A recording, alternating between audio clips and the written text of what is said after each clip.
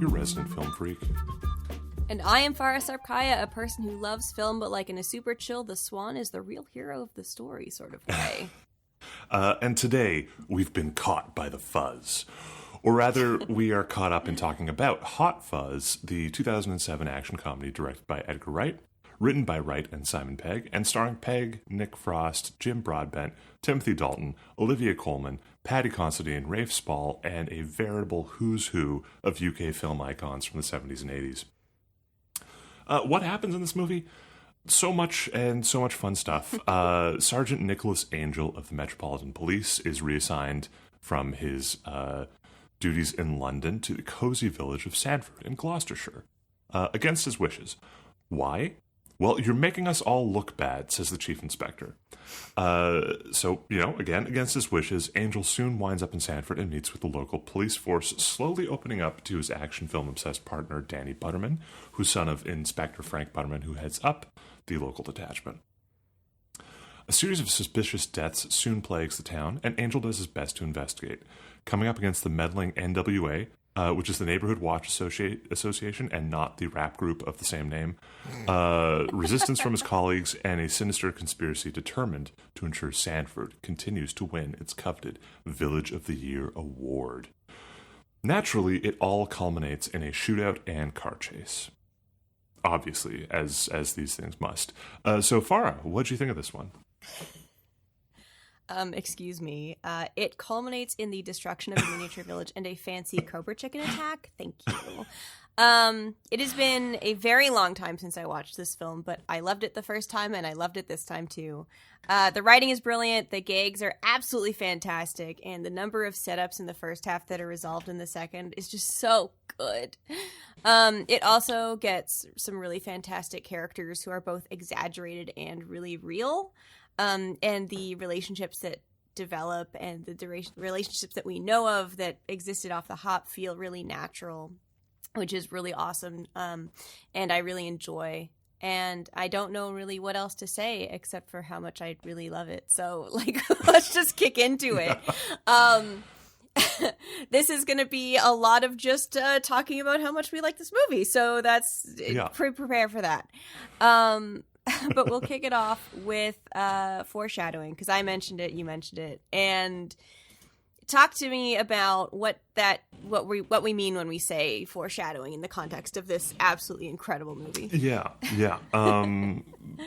Foreshadowing just being the setup of events that will play out later in a narrative. This movie is like 100%. I shouldn't say 100%. The first 50% of this movie is foreshadowing and setting up what will occur in the third act. Gags get set up, jokes get set up that will get an additional punchline in the third act. Callbacks and references will occur. There's the concept of Chekhov's gun from the playwright Anton Chekhov, who had this like notion that if you have a gun mounted above a fireplace in the first act, that gun has to go off in the third act. That like someone's going to have to pull the trigger on that. Like you don't just include something and not deliver on it. So in this case, it's Chekhov's sea mine. Yeah, Chekhov's sea mine. Also, though, quite literally in like the above the fireplace thing. I think it's above a fireplace. When Nicholas checks into the hotel that he's staying at while his cottage, his home is prepared, he encounters the owners of the hotel. So it's the husband-wife duo, and the wife is doing the crossword. And you've mentioned the crossword gag getting you every time, numerous times. So we got to call that out right now. There's the great like fascist hag. And you think that they're referring to each other, like that Nicholas is referring to this old woman and that she's referring to him, the police officer. But they are solving the crossword clues. But then it gets the callback where they are using them as insults against each other in the grand shootout at the end. Love it. So good. But also her sleeping husband, every time he shows up in the movie, he's asleep until he shows up with a sword and has like a little sword duel with Nicholas in the third act. But you can see when he's sleeping, the camera is framed in such a way that you see two crossed swords mounted on the wall behind him as well. So a little setup there. Yeah, just so much of it is foreshadowing. And then there's even like really explicit things like Timothy Dalton's character Simon Skinner, who in his own words runs the local supermarché. He has these backhanded compliments that he gives a lot of the murder victims that wind up foreshadowing how they're going to die. So that's like very explicit and actually becomes a plot point.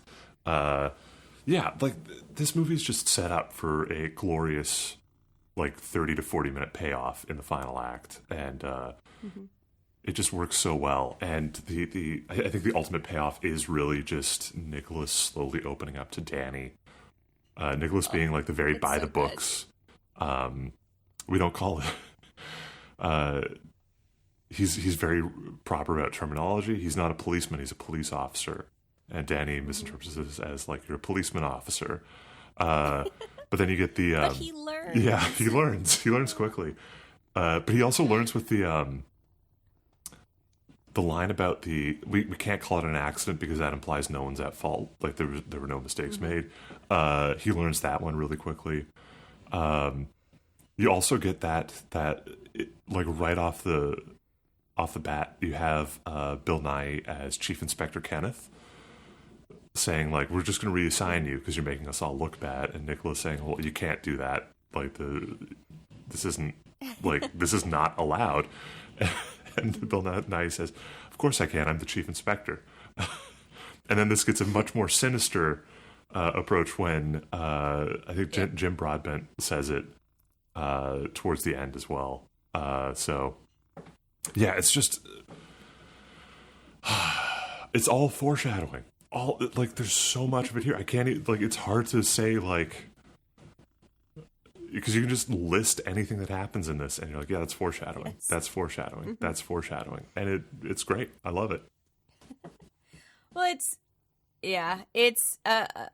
such a good, I mean, we talked about it with Ocean's 11. Heck, we talked about it with Hundreds of Beavers. Yeah.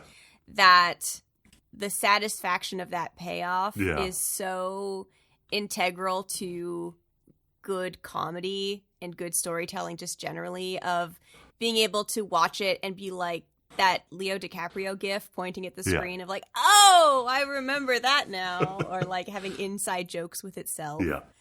And just trying to pick apart every moment of the first half of like, is that gonna be a thing? Is that gonna be a thing? And like, and it's so tightly written.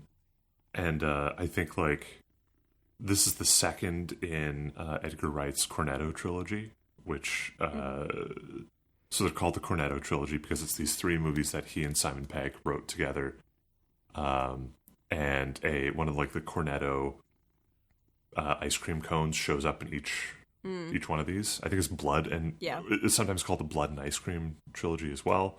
There's no like official name for it, but it's just it's a fun. Sure. They're all genre, kind of like playing up certain genre elements. So Shaun of the Dead is obviously a Zom rom-com as it was marketed, and is an incredible movie. Hot Fuzz is the kind of like send up of police movies and action movies. And then The World's End is an alien invasion movie. Spoilers if you haven't seen The World's End. They're all great. They're all worth watching. But I think like it's that like the way that these movies get made is because it is such a tight collaboration of like writers, actors, and director.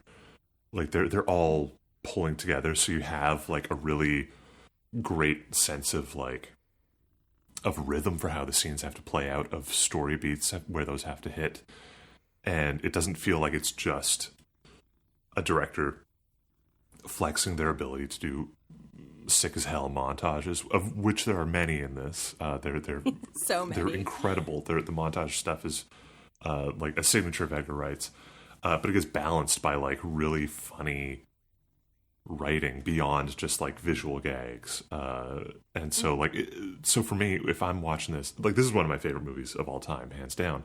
But I tend to do this thing where I like compare it to the other stuff that Edgar Wright has done without Simon Pegg, and I'm like, well, like it's good, but you really need, like, your writing partner really. Yeah. You're better together. You want the You're chemistry the peanut butter and jam. Yeah. Yeah. Come on. That being said, I have not seen Edgar Wright's The Running Man adaptation yet, so I might watch that tonight, actually. So we'll see. But yeah, great. This is a great movie. It works on so many levels. It is funny yet also very, like, sincere. It's not really a parody. It's a love letter to this sort of thing, and yeah, it's just so good. It's so good, and I always feel bad falling back on that as like a statement that I say in these episodes. But what else do you want me to say? It's so good. It's just so fun.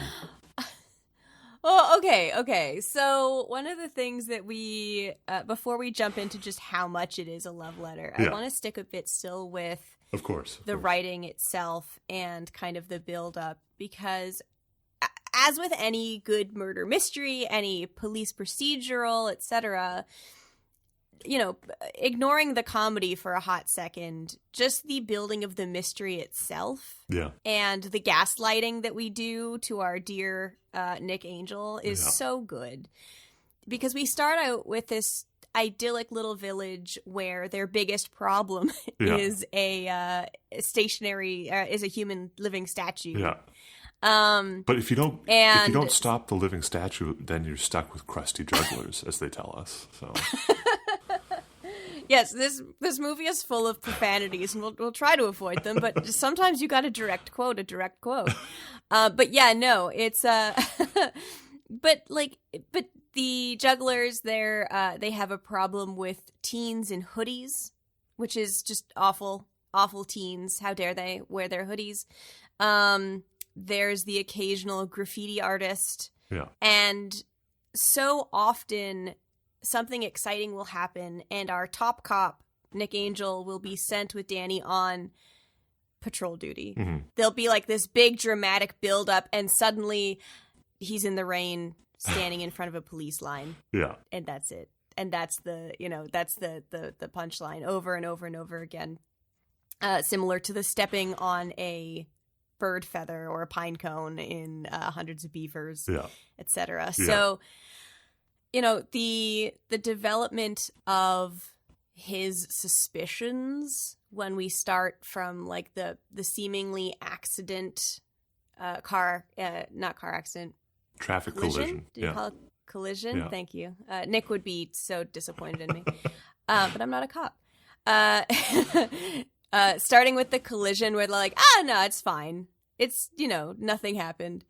We're not worried about it. And then going all the way up and building up to, she fell on her own shears. Are you crazy? Am I going crazy? Just the upping the ante over and over and over again. Yeah.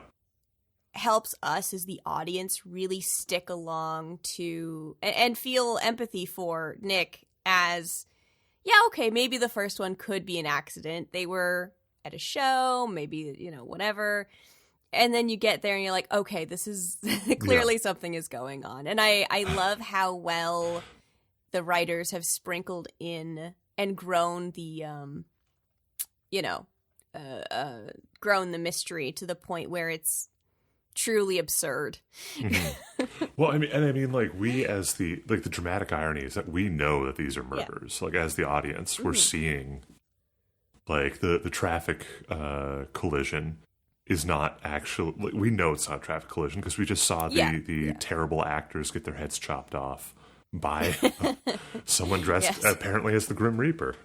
So, yeah, it's, but like the way that they slowly build,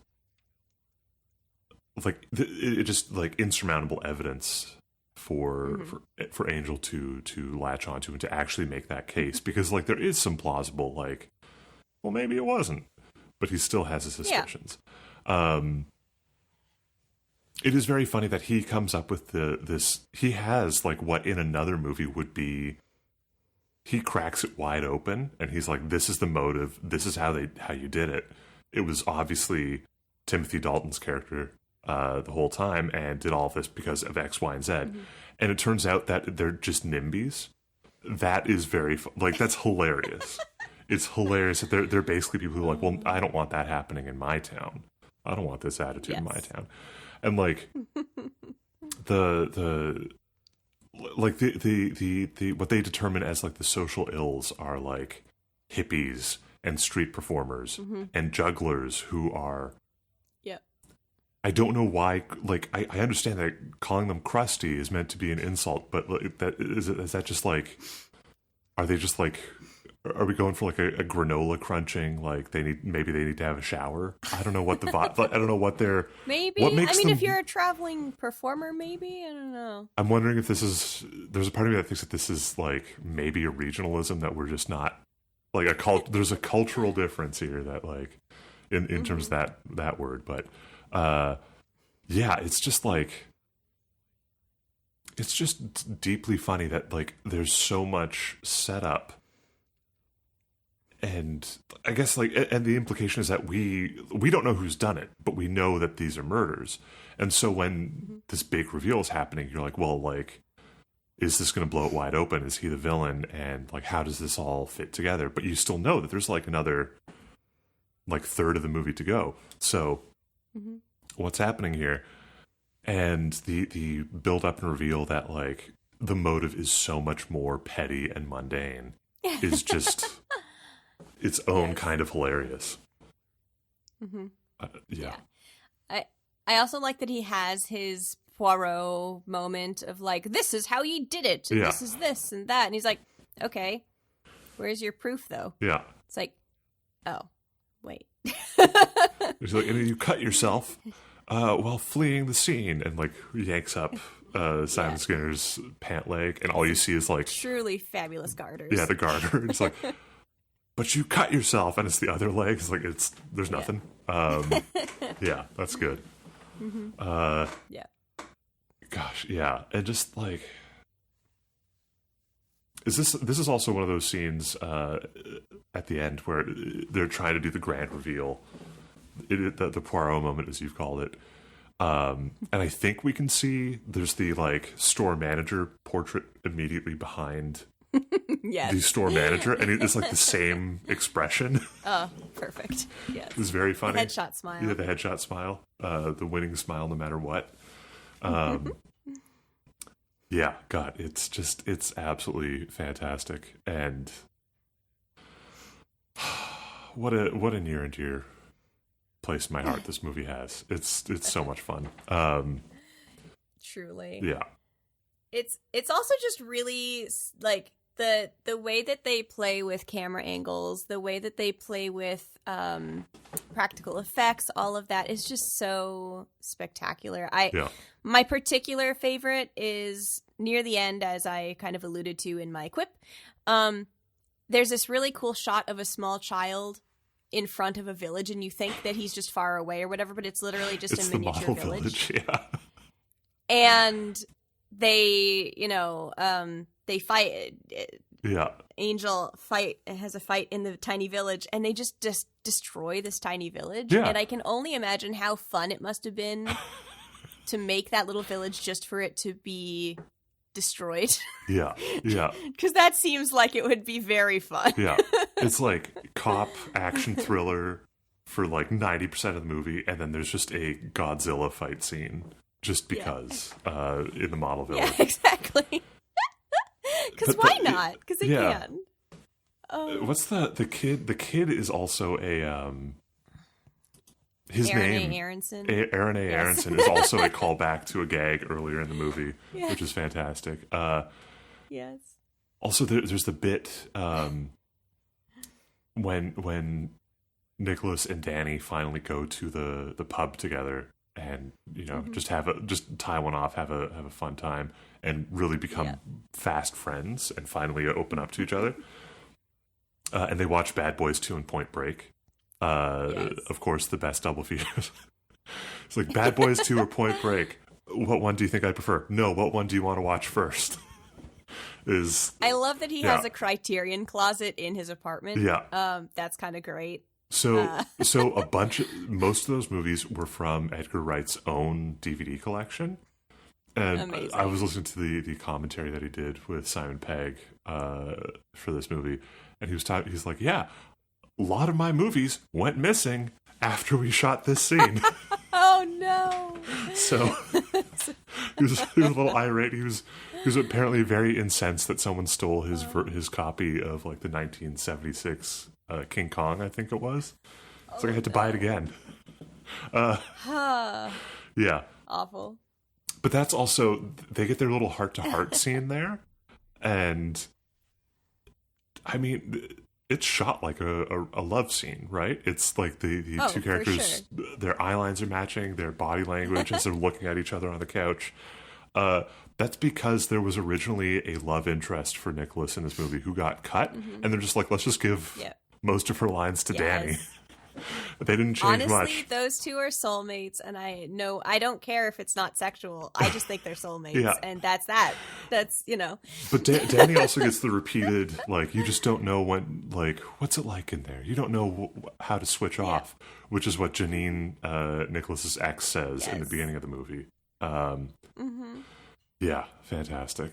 And did you happen to catch who plays Janine, by the way? I mean, I recognized her face, but I couldn't tell you who she was. So there are at least 2 Academy Award winners in this movie. One is like a pre-explosive fame, Olivia Colman, as she's so good. The police officer who just makes double entendres all the time. The other is Janine, played by Cate Blanchett. What? Yeah. Cate Blanchett doing a lot of eye acting. God. How did I not know? As a cameo appearance. That's crazy. Oh my goodness. I guess they only did show her eyes, hey? Yeah. It's just her eyes and her voice. Oh and my god. It's one of those things where it's like, the first time you watch it, you're like, is that? No. Is it? No way. Can't be. Because this immediately follows up the cameo from Martin Freeman, Steve Coogan, and then Bill Nighy at the intro. Also, there are 2 filmmaker cameos in that opening montage of Nicholas's, like, when they're going over his, like, career. The hostage taker that he shoots is director Garth Jennings, who did the film adaptation of The Hitchhiker's Guide to the Galaxy, which I loved, and more recently did the Sing movies. He directed those. Cute. John Sim, who I think super nerds will recognize as the Master, one of the incarnations of the Master from Doctor Who, is the, like, guy with the stopwatch at the obstacle course in the intro. And the deranged Father Christmas who stabs Angel in the hand is Peter Jackson of the Lord of the Rings fame. Which are just all fantastic little appearances. That's so good. Yeah. That's so good. Yeah. Yeah, this really is a who's who. Is this the second time Cate Blanchett has... No. Yeah, because she also cameoed in Pinocchio as the monkey, I believe. Is that? Yeah. No. Yeah, she does the vocal effects for Yes. What's the monkey's name in that? Tip of my tongue, can't remember it. I know. Oh, sorry. I'm looking it up because it's going to bother me if I don't look it up and we have it and I listen to this back and I'm like, I don't remember at all. Well, Spezzatura. Spezzatura, yeah. And Academy Award winner Cate Blanchett voicing a monkey in Guillermo del Toro's Alan Pinocchio. Tudyk voicing every animal somehow under the sun. Yeah. But it's like the same energy as, like, there were some early South Park episodes of, they're like, oh yeah, we got a special guest star. It's George Clooney. George Clooney's guest starring on South Park. And George Clooney guest starred on South Park. I think he had like 2 lines as a doctor. And then he guest starred on like 3 more episodes as a dog where he just says bark, bark a few times, I think. I'd have to look it up. I love it. Oh, God. That's wonderful. Yeah. shameless plug, if you haven't listened to it, we do have an episode on Guillermo del Toro's Pinocchio from last year. So I love our tangents. So in terms of just how this is shot, we talked a little bit about like setup and performance and framing, whatever. But one of the things that I really love, that I'd love for us to talk a little bit about, is the quick cuts. Mm-hmm. Mm-hmm. Because this film's timing and quick cuts are like bar none. Like there's even just the first true interaction after we have gotten the summary of Nick Angel's career, we have his boss telling him, hey, we're moving you out to the country. And he's like, well, I want to talk to your supervisor. But the supervisor walks in the door. You're going to make him come all the way downstairs? He's right here. Yeah. And then the next boss up does it. And then he opens the door and to say, oh, we'll see what the team thinks about this. And there's a going away party already outside the door. Yeah. Right? There's stuff like that. There's the crossword where they're going back and forth being like, Haig, what? Yeah. 3 down, number 12. Yeah. Like, that's just in the first 20 minutes. Yeah. And the entire film is just chock full of these perfectly timed gags and like winks and dodges, and it's just so effective for building in the comedic timing on top of what the actors have already brought to the screen. Yeah. Yeah. Yeah. The so good. The rapid cuts, the like ultra fast montages are like classic Edgar Wright. He's really good at that. Like, he's got the rhythm of chopping something up so that it works and it flows and feels kinetic without or maybe sometimes deliberately disorienting you. But like, when he sits down with Martin Freeman and he's like, well, I'd like to speak to the inspector. It's like, all right. And then like cut, and here's Steve Coogan sitting there like, hello, Nicholas, how's the hand? And the build up of like, all right, do you want me to, I'll bring it right to the top. I can call him, but I'll have to come down here. And like, they set you up for another rapid cut. And he just turns like, Kenneth? Yes. Kenneth, played by Bill Nighy, walks through the door. Which is really good. And then the travel, when he takes the train out to Sanford, and then a cab, and you get the really rapid, like the train roaring past the station wakes Nicholas up after he dozes off, and like rapid cuts to do that, and then like the kind of slower montage as he's driving into town at night.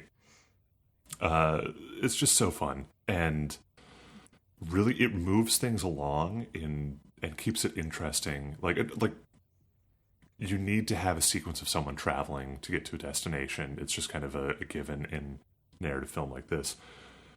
But so often that just becomes like a boring establishing shot. And I think like things like this give us a lot of information about how a character's feeling, because like Nicholas is kind of like thrown off and out of his element. And he's arriving at night, so he's seeing it from a different lens. And he's got his peace lily the whole time that he diligently keeps, which is wonderful. Yeah, they convey a lot of information through these montages. Even if that information is kind of just general setting, it's not like here are details you need to pay attention to, but it is kind of the creating a place and a sense of time passing and a sense of movement happening. But then they also have the paperwork montages, which are like shot as like cool and edgy and energetic as possible, because all the police consultants that they spoke to were like, no one shows the paperwork. Please show the paperwork. Yep. So they made the paperwork look as cool as they possibly could. Busts out 2 pens. Yeah, yeah, yeah. The Bill Bailey plays the twins, and he's like, "Well, my pen's running out of ink." He's like, "Don't worry, I brought a spare." And he just like pulls them both out and clicks them. Oh my god, so good. I also just want to call out the gag that you can kind of pick up on it, but it's not until the very end of the movie where it's revealed that Bill Bailey is playing twins, and one's like The night shift twin is always energetic, and the day shift twin is always exhausted. And one of them is reading. They're both reading novels by Ian Banks, but one's reading excuse me. One is reading Ian Banks, and one is reading Ian M. Banks. The M initial is used for the Ian M. Banks. Was used for his science fiction output, and when the initial's not there, Ian Banks is just writing crime fiction, which is like a fun little. They snuck that one in there. I think that's really wonderful. That's so clever. Oh, I love that. Yeah, I didn't notice that. Yeah, That's amazing. But then like you get to the pub, the first night at the pub, and it's packed. And Nicholas gradually realizes that everyone in there is underage except for like a few patrons.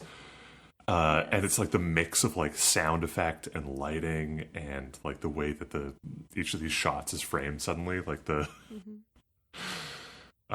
he's like gradually looking. It's like they do the three-peat of like, oh, he sees one guy who looks a little young, sees someone else who looks a little young and has like a high-pitched laugh, and then like cuts back to Nicholas being more suspicious, and then he sees like cuts back to the kid laughing in slow motion, and the camera's tight in on his braces, and then like a headlight hits the braces and reflects and blinds him. Yeah, it's just so good and so funny. And this also kind of like slowly starts to establish that like the town is opening the pub up to the kids ostensibly because like, well, if they're drinking here, they're not getting in trouble elsewhere. But it turns out they don't actually care about that. They just care about the appearances because like all these kids wind up dead. They are disposed of by the NWA along with the living statue and the individual who Nicholas is replacing on the police force. With the big bushy beard, which we established multiple times. Yeah, yeah. Oh, yeah. Oh my goodness. So good. Yeah. But like, yeah, all of this is just legwork to create one of the most fun shootouts and action sequences in the final act, where everything kind of comes back into play. You get the payoff of fascist hag. Except sincerely now. She's also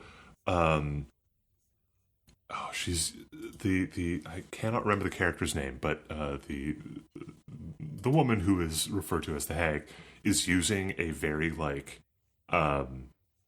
it's like a World War II submachine gun that I believe was used by some of like the Axis forces. So it kind of like there's like a bit of irony to that as well, which is great. And then of course, and there's the old guy who they have that moment early on when Nicholas is like, all right, that guy's walking down the street. Why has he got that long coat on? Could be hiding something under there. And of course, in the shootout, he's been hiding a shotgun the whole time. Yes. Which is amazing. Of course. Yeah. So it's just payoff after payoff after payoff after payoff. And it's incredible. The payoff of everyone and every farmer and their mother is armed, that we see multiple times, both first as the farmer, whom they must translate for, which is just delightful. Oh yeah, the 3 layers of because translation. His accent is so northern. Yeah. His accent's just so northern. And inexplicably has a mine the that sea mine eventually goes off. Yeah. But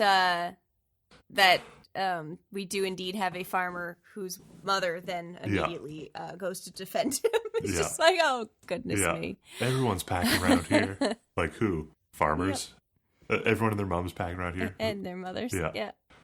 Like who? Farmers? Who else? Farmers' moms? And it turns out to be true. It turns out to be very true. Yeah. And this is after Danny has thought that like his dad's work was just like shipping air quotes undesirables out of town, and No, it's just been full-on murder. They've just been killing people. Yeah. Danny tries to time. Yeah, Danny tries to rescue Nicholas from this fate. Fakes his death. With a ketchup packet. Yeah. Nicholas comes back after he goes into the police station, where it is also revealed that like none of the other cops know a single thing about what's going on. Loads up with all the weapons that they confiscated from the farmer. And And a horse. Which also so what was the radio thing? It was like, it's Sergeant Angel. Check out his horse. Which is the callback to the like. Check out his. Yeah. All the ladies checking out the new cop in town. Yeah. So good. Absolutely fantastic. I don't even know where to go from here because like this. Yeah. I mean, it's so good. I think that is a great pivot point towards how this is a action movie love letter, because that suit up scene that was set up by them taking all of the weaponry from. It is the farmer. I forget the actor's name. David Bradley. It is the farmer, but thank you. Bradley, from David Bradley, and putting it all in the very not secure evidence locker. And he just, this is, I mean, classic fiction, classic action movie trope of, all right, time to lock and load. And he just like appears with, and the fact that he buys sunglasses for Danny too is just the sweetest thing. Yeah. It's incredible. Yes. Yeah. And he suits up. He's going to go full action movie. I think it's Edgar Wright plays the gas station attendant who sells him all these accoutrements, but he shows up, gets in a shootout right away. Yes. And Danny's kind of like on patrol, but is like, what do I do? He's kind of thrilled to see Nicholas back and ready to kick ass. He's like, oh no, what do I do? And when the I don't know that the character ever gets a name, but she's on the bike and she's dual wielding pistols and just coming down, and Danny just like whips the door out to take her out. And they get out, and you get the Michael Bay hero moment of them standing, handing over the sunglasses, cocking the shotgun, camera pivoting around, get that little parallax effect behind them, which is like, this is, a lot of people spoof this as like, they're trying to send up Michael Bay. This is the Michael Bay shot. This is the Michael Bay move if you're going to do a bit of the Bayhem stuff. And Edgar Wright just absolutely nails it. Like it's beat for beat perfect recreation of that sort of shot. And then we get the call back to like, what are you thinking? Pub? Yes. Then they gotta go. Then they gotta go take out the pub owners. It's great. It's great. Yes, and we revisit all of the locations we were at before, and kick butt and take names in all of them. It's so good. I think I have it a bit out of order in my head, but I love the like. It culminates in like they've taken out non-lethally. By the way, they only injure and incapacitate everybody. Mm-hmm. Everyone else is like hurt and injured. The doctor has them dead to rights. Danny tosses over the shotgun, which goes off and hits the guy's foot. Yes. It's like, oh, my foot, you shot me in the foot. It's like, you're a doctor. Deal with it. Yeah, I mean, it would be a lot more paperwork if he killed any of them. Yeah. So, I mean, you got to use appropriate force, right? That's, use of appropriate force. Yeah, it's so good. And oh, goodness me. And then, of course, it culminates in a chase. Then the actual police force show up. Almost immediately get on board with what Nicholas has to say. Frank Butterman has the ultimate villain moment of like shooting the chandelier and in slow motion sneering at the camera and running away. We then get the chase to the supermarket where the Andys mount a plan to take out the guys with the cutlery. Just an incredible moments. This is, I'm sure like someone listening to this is like, I don't know, like what the hell are they talking about? This makes no sense. Listen, this is like hundreds of beavers. Trying to talk about hundreds of beavers so tough. is hard Yeah, because there's a lot of it is just, it's funny and we like it. Yeah. Yeah. It just, yeah. Yeah. I mean, because it does hit all of the good action movie tropes. It just puts a different spin on them. Mm-hmm. Pun kind of intended. Yeah, it's good. And I mean, the final showdown winds up being a fist fight between Simon Pegg and Timothy Dalton in the model village, which means that like they're having a kaiju fight. They are the kaiju. It's incredible. And it does the bit, like, you think for sure, like, the final thing is that it's almost like Dalton's character undoes himself, like, defeats himself. He slips on a car and impales his jaw on the church steeple. Oh, God, it's awful. And I remember watching this and be like, he's dead. He's done. And then, like, a second later, he's like, oh, I want some ice cream. It hurts so bad. Which is hilarious. Yeah. I think the only villain who actually dies is the head of the Neighborhood Watch Alliance. I think I've been saying Neighborhood Watch Association. It's the Neighborhood Watch Alliance. And he's the guy who manages the surveillance cameras. And he comes out with a gun. Yes. Danny takes the bullet for Nicholas. And is fine because he had his notebook there the whole time. Notebook. Or something like that. And Nicholas kicks the garbage bin at him, which knocks him back into the armory where he accidentally sets off the turns out not disarmed sea mine, which blows up the police station. But everyone's fine except for this one guy. So yeah, well, listen, he was right next to it. And, yeah. You know. Yeah. Yeah. Oh, gosh. So good. So good. Yeah, I cannot praise this movie enough. I like the it's just such a good mix of how the camera shoots everything and frames everything and captures everything alongside funny dialogue, alongside fun action. It's exciting, it's interesting, it's thrilling. Like I don't think I'm ever bored watching this because I watch this a lot, I have to say. It's very, very fun and very well made. Apparently, Jim Broadbent approached Edgar Wright and Simon Pegg was like, yeah, like, what do you guys have planned next? Because I want to be in it. And they're like, what? Aww. You're like a big deal. Are you for real? Okay. But that's also like a cool thing about this is that you have this kind of like older generation of actors. And I think all of like I would say the younger actors in this were all relatively unknown. Like they were certainly making names for themselves, but like Olivia Colman is in this and she's a huge deal nowadays, I would say. Like she's won the Oscar. Yeah, she's absolutely an incredible talent, but like it's easy to forget that her career began, she was involved in a lot of like sketch comedy stuff. Like she did a lot of that sort of stuff. She was a star on the Mitchell and Webb series Peep Show for years. So she's no stranger to comedy.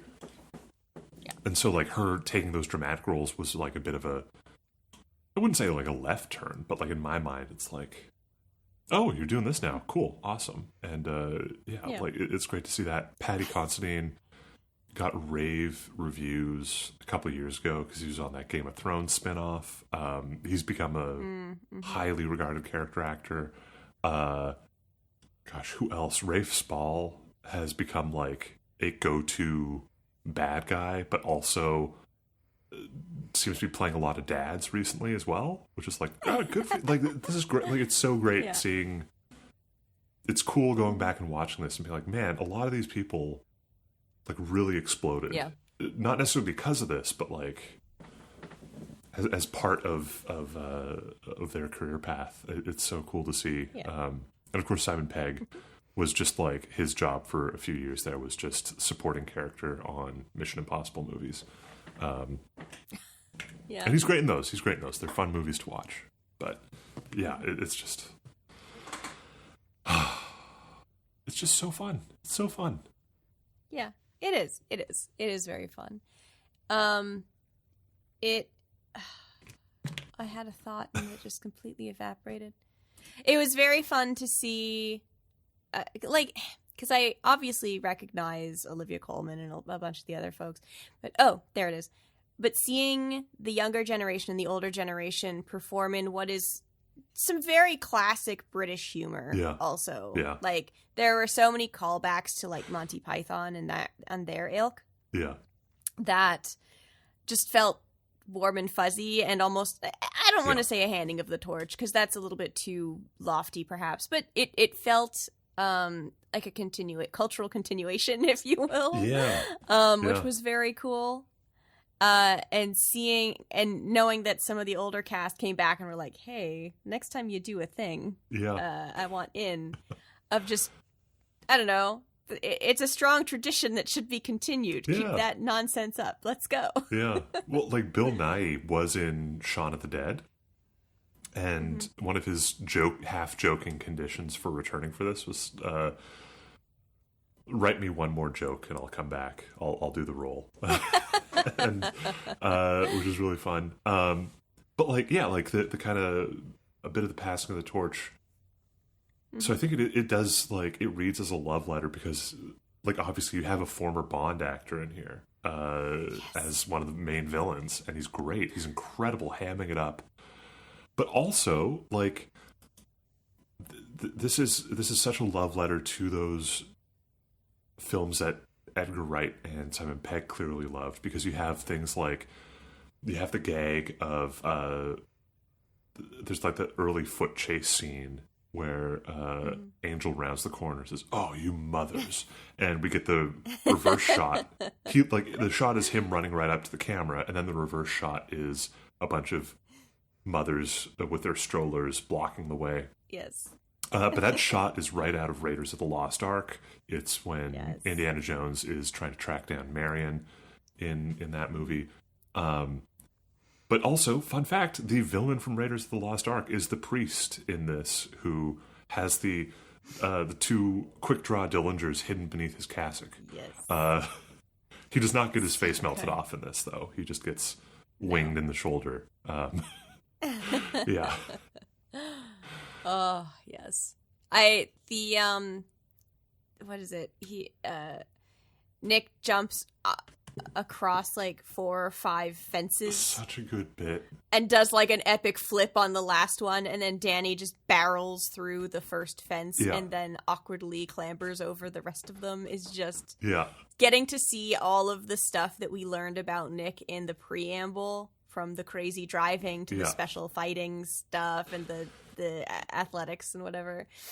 All of that is just so fun and such a, to your point, an homage to the action movie bits of like running through the streets, sliding across cars. Like, all that stuff is so fun. Well, and he even does that, like, during that chase scene, he does that slide across the hood of the car. Yeah. And like I think it's James Reaper, the farmer, has his little NWA radio, and he's keeping them posted about the chase. And then you get to, like, what's the matter, Danny? You never taken a shortcut before? And it's like the one moment of levity that Nicholas has had to this point, and he does the sick parkour moves over the fences. Yes. Danny bashes right through the first one. But that's all a call. They did that gag in Shaun of the Dead as well, and I think they repeat it in The World's End. But like they put a spin on it each time. God, such a good bit. Such a good bit.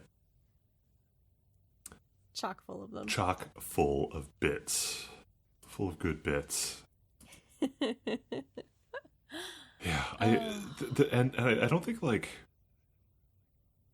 as a love letter, it is, because it is filled with those older stars, and these references to things. It just, I don't know. It doesn't feel parodic to me. It doesn't feel like this is like a nudge, nudge, wink, wink we're actually making fun of this. Like, no, this is sincerely a good action movie. It just has a lot of humor. I think that's well, it's yeah. Naked Gun-esque, I guess, or like Mike Myers' series, Austin Powers. Of it's a parody, but it's also clearly like we love these movies. They're so fun, and let's go play with them a little bit. Yeah, Like I would argue that like the Naked Gun is like we're gonna get as many. The measurement of success for a Naked Gun movie is like the jokes per minute. And a Mike Myers, like an Austin Powers movie, is a loving parody. But I feel like this is a sincere. We wanted to make it funny, but it's also like the action is genuinely fun and good to watch and cool. Oh, for sure. Yeah. Like it just works. And and then when they get quippy in that the big showdown at the end is incredible. Like the because Angel has to take out Michael Armstrong, who is derisively called Lurch, the big guy. Yarp. He has to take out Michael Armstrong, and he has the fight with him and knocks him out, but like by throwing him into like the frozen food section, and he gets back to the rest of the group, and it's like, I just took care of him. It's like, did you? He's in the frozen food section. Oh, did you tell him to cool off? No, but when I knocked him out earlier, I distracted him with the cuddly monkey, and I said playtime's over. Then I bashed him over the head with the peace lily, which is just hilarious. Listen, they can both learn and grow. Well, and at the end, like, the big, like, you get the nice, like, full circle moment before the police station blows up. Nicholas is laughing he's the one making, like, the double entendre joke and cussing a little bit, which is, like, a nice, he's loosened up. He's learned to switch off. Yeah. God. I might have to watch this again tonight, actually. This might have to happen. Oh my goodness. We've named already 2 films that you'll be watching tonight. Let's see if we can go for a third. Strong chance. The last thing I want to call out here is that if people haven't watched the Edgar Wright and Simon Pegg and Nick Frost TV series Spaced, go check it out. It has like all the early versions of this kind of style of humor and visual aesthetic, but they like each episode kind of plays with genre in a different way. So highly recommend that. Yep. So what you're saying is you've already crossed over into the what we recommend section of our show. So what else, Ben? What else are we recommending? What else are we recommending? I mean, we got to recommend the other movies in the Cornetto trilogy. So Shaun of the Dead, The World's End, which are both homages, though not in the way that they're homages, but not in the we're mounting an homage to William Shakespeare that is featured in this movie. No, these are genuinely great movies that kind of parody zombie apocalypse movies and alien invasion movies. They're also both Edgar Wright and Simon Pegg joint productions. I'd also recommend Young Frankenstein. Young Frankenstein is a bit more explicitly a parody, but it's also very it's just very well done. It's a really good spoof take on the Frankenstein story, sequel, if you will. And then, of course, I got to recommend the original Point Break, because a lot of the dialogue in this turns out is lifted right from Point Break. A lot of the character beats. It's really good. Yeah. Anything that... what would you recommend to people who enjoyed this, though? I mean, I've mentioned a few already. Any of the Monty Pythons, so specifically the Holy Grail. Yeah. Because there is a shot that is almost identical as Lancelot storms a castle, and it's so good. But also just that classic British humor. And speaking of classic British humor with a shake of Canadian humor, the Austin Powers series, particularly the earlier ones, I'm a bigger fan of. But either way, really good, and really fun. And I'm trying to think if there are any other ones that come off the top of my head. I don't think so, but yeah, I have a cat sitting on the computer. I apologize if y'all hear purring. We're professionals. We're not. Yeah, no. Any of the Monty Pythons, particularly Holy Grail and Austin Powers, absolutely a thing to watch. And classic action flicks like See Above. And if you're really feeling keen and enjoy what we do here, we also just did an episode on I know why my brain is doing this. Die Hard. Die Hard. So go watch Die Hard and then listen to our podcast episode on it. Classic action movie. Yeah. Oh god, they actually. I'm going to add another recommendation. There's the bit Danny is looking at the DVDs in the supermarket, and he looks at Jackie Chan in Super Cop. Yes. Super Cop is a localized name for a movie that's more commonly known as Police Story 3. You want an incredible 1-2 punch of Jackie Chan action movies, Police Story 1 and 2, I guess, and Police Story 3, maybe a 1, 2, 3 punch. Those are incredible movies with a kind of the slow emergence of Jackie Chan's kind of goofier sense of humor, like the kind of Jackie Chan being perpetually caught up in these situations he's trying to get out of. Just incredible action. Those are absolutely worth watching. Incredible. If you want to find any of the episodes that we have mentioned, or just want to follow the podcast, which you should because we're great, you can find us at Patreon as Coffee and Kurosawa. You can also find us on Blue Sky and Instagram as Coffee Kurosawa Pod. You can find me on Blue Sky, Instagram, and Letterboxd as Farrah Sarpkaya, and at sarpkaya.ca, where I lend my voice as a voice actor. Ben, where can the people find you? If you are not sick of my voice after how much I've ranted and raved about this movie, this episode, you can find me on Blue Skies at the Benjimon, and on Letterboxd as at Benjimon. And amazing. I think that brings us to the close of this episode. Thanks for listening, and as always, remember, Swan.